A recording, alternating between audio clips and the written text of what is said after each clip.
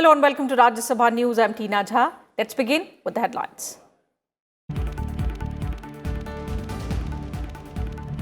Government working to facilitate early return of Indians to their countries of work, study and domicile. External Affairs Minister S. Jaishankar tells Parliament Indian embassies making efforts to ensure re-employment of Indians.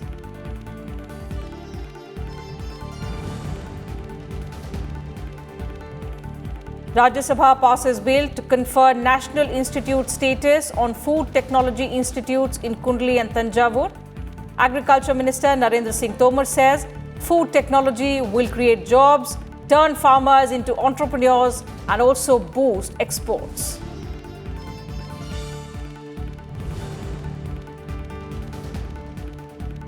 And Finance Minister Nirmala Sitharaman introduces Insurance Amendment Bill in the Rajya Sabha.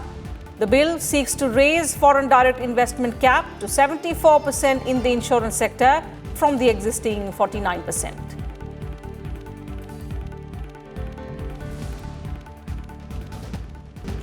External Affairs Minister S. Jaishankar assured the Parliament on Monday that the government will work to ensure Indian students and workers who came back to India due to the COVID-19 pandemic would be able to get back to their respective places of work or study. Making a statement in both houses of Parliament, the minister said that the government is taking up the issue of re-employment of Indians with their respective countries. Here's a report. External Affairs Minister S. Jaishankar said on Monday that India is fully cognizant of the plight of Indian workers and students abroad on account of the COVID-19 pandemic. Making a statement in both houses of Parliament, Jaishankar said that the government is working to address the re-employment concerns of people working abroad and to improve the economic growth and create job opportunities. The government is fully cognizant of the employment concerns that our people abroad have in the context of the pandemic. Especially in the Gulf, there has been tremendous economic and social disruption that has impacted them. We have softened it somewhat, but the real challenges are there to be addressed. Let me assure the House that we take this as a priority. Both my MOS and myself, and indeed our ambassadors and senior officials, spend time and efforts to go into these problems in the greatest of details. We have been in touch with the most community organizations and get a regular feedback on both the health situation and economic recovery. He said that the government is taking up the issue of re-employment of Indians with the respective countries. He stated the focus is now on Indians going back to their usual places of work, study and domicile. He said the government has urged partner governments to look sympathetically at the employment of Indian citizens as they chart their recovery pathway. The Modi government has been deeply committed to the welfare and protection of Indians abroad. And equally, we value and nurture our relationship with PIOs. The COVID pandemic was a test of our commitment on this matter, as on so many others. And whether it was the problems of the worker or the student, the professional or the tourist, we have risen to the occasion. A huge collective effort by nameless and faceless individuals from our embassies and other organizations in India and abroad made that possible. He also informed the Parliament about the biggest repatriation drive carried out by the central government to bring back more than 45 lakh Indians from 98 countries under the Vande Bharat mission till date. Kerala received the maximum returnees, followed by Delhi, Maharashtra and Tamil Nadu. UAE was the country from where the maximum number of stranded Indians returned, followed by Saudi Arabia, USA and Qatar. 39% of the returnees were workers, 39% professionals, 6% students, about 8% visitors and 4.7% standard tourists. Members cutting across party lines praised measures taken by the government for the Indian workers and students in foreign countries during the COVID-19 pandemic. Secondly, about the students. They've lost 1 year. And parents had paid the fee, but nobody can be blamed for that situation. As normalcy returns, will there be a special cell monitoring the students' case so that they can go back to the universities and complete their education? I join my colleagues in complimenting Honorable Minister, sir, for making it very smooth. However, I think, and he's aware, that there were certain countries from where there were issues which was difficult to handle. But particularly, I'm aware of Bihari students, medical students in Russia. A pocket. Sir, first of all, I extend my appreciations and congratulations to the Minister who has helped to all our requests during the pandemic to help the NRIs who are abroad. And it should be mentioned here, sir, that many were evacuated even at that crucial situation. The External Affairs Minister said that the government has started a skills mapping program for those who will either not go back or are facing delays in going back. Akhilesh Suman's report for Sansad TV. In many cases, The Rajya Sabha passed the National Institutes of Food Technology, Entrepreneurship and Management Bill 2019 by voice vote on Monday. The bill seeks to declare certain institutes of food technology, entrepreneurship and management as institutions of national importance. These institutes include National Institute of Food Technology, Entrepreneurship and Management at Kundli in Haryana and the Indian Institute of Food Processing Technology at Tanjavur in Tamil Nadu. Food Processing Industries Minister Narendra Singh Tomar said that a strong and dynamic food processing sector plays a vital role by reducing wastage, creating jobs and turning farmers into entrepreneurs. He also said that it can also boost exports of the farm produce.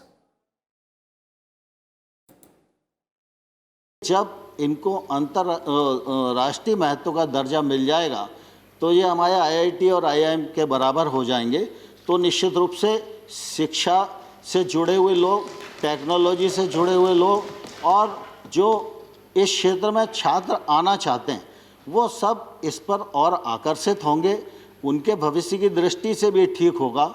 और जब technology से lace हमारी main power खड़ी होगी तो निश्चित रूप से प्रोसेसिंग बढ़ेगी तो अंततोगत्वा किसान को फ़ायदा होगा, रोजगार के अवसर सृजित होंगे और हम अपने निर्यात को भी बढ़ा सकने में सफल होंगे। Finance Minister Nirmala Sitharaman on Monday introduced the Insurance Amendment Bill 2021 in the Rajya Sabha. The bill seeks to amend the Insurance Act 1938 to pave the way for 74% foreign direct investment in this sector. Currently, the permissible FDI limit in the life and general insurance stands at 49%. The Union Cabinet had on Wednesday given its nod for amendments in the Insurance Amendment Bill 2021. Moving on, President of the International Parliamentary Body, IPU, Duarte Pacheco on Monday observed proceedings of the Rajya Sabha. The IPU President will address Indian members of Parliament on the 16th of March in the Central Hall of Parliament. The President of the Geneva headquartered Indian Inter-Parliamentary Union is on a visit to India from the 14th of March to the 20th of this month on the invitation of the Indian Parliament. We have with us, seated in the special box, His Excellency Mr. Duarte Pacheco, President of the Inter-Parliamentary Union. On behalf of the members of the House and on my own behalf, I take pleasure in extending a hearty welcome to him and wish our distinguished guest an enjoyable and fruitful stay in our country. We hope that during his stay here, he would be happy to witness our parliamentary system and know more about our own country and our people. Through him, we convey our greetings and best wishes to the IPU Secretariat and its members' countries. And speaking to Sansad TV, the President of IPU said that India's emergence as the world's largest vibrant democracy is indeed impressive. Listen in. Joining us on Sansad Television is President of Inter-Parliamentary Union, Excellency Duarte Pacheco. Sir, welcome to Sansad TV. This is your first visit to India. How's the experience? How is it going? As Portuguese and as President of IPU, it's an honor to be in India. One of the most important parliaments and one one of the most important countries of IPU. You know, we defend democracy, and so it is impossible to think in democracy without thinking in India as the largest democracy of the world. Of course, we always need to learn with each other. No one is perfect, and we need to be open to see the best practice of each one and to share with all of us. You talked about the best practices, sir. You witnessed the proceedings of the Lok Sabha, which is lower house of Indian Parliament, and the Rajya Sabha as well, which is the upper house of Indian Parliament. What were the big takeaways for you? Now, it was very interesting to see the session, because it was a very live, intensive session of questions to some ministers. And it is not so different as it happened in other parliaments, in my own, when we have the Prime Minister every month there to answer questions from parliamentarians. Because this is one of the essence of democracy, the fiscalization of the government. The government and the parliament is not just to make some laws. Yes, the legislative function is important, but also to fiscalize the government, because parliamentarians representing the people, opposition and the deputies from the government party, we are always the right to have this fiscalization task as essential in our job. Since you talked about India being, of course, the largest democracy of the world, what are the global parallels that you see across parliaments? IPU has now 179 countries. And so we may say that there is just missing 14 to have all countries of UN present in our organization. And this is important because the collaboration between UN and IPU is very strong. In UN, we have the governments, and in IPU, we have the parliaments. And so we are just there not to say in parliaments, to say yes or no to the decisions of governments inside UN.